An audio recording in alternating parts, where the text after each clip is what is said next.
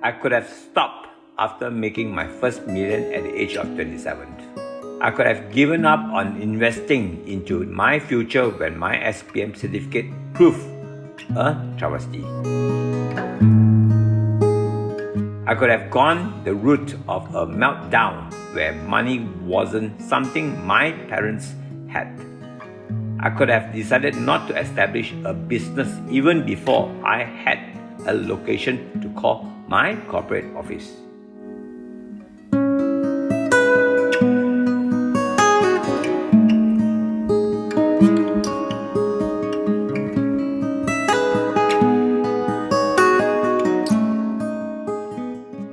My business partner, before we married, could have scoffed at the idea of riding the project sites on a bicycle when we could not yet afford a car.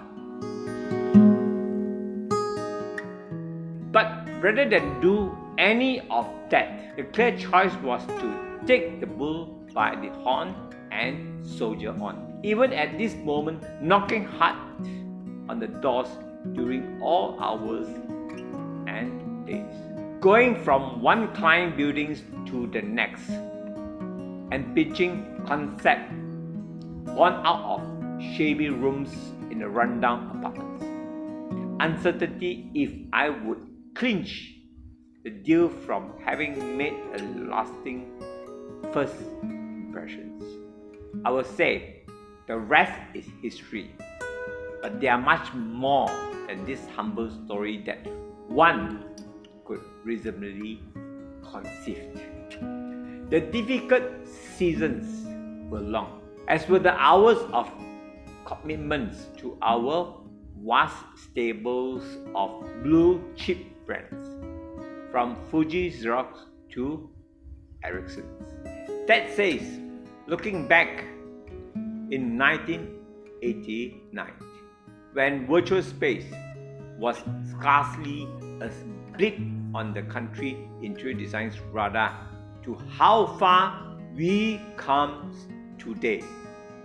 I'll be the first to admit there has been 34 years of not just blood, sweat, and tears, gathering insight as well as garnering the understanding of how the industry has been both progressively and challenging at the same time. Being as retrospective and responsive as I am, my sensibilities tends to steer more towards what requires work.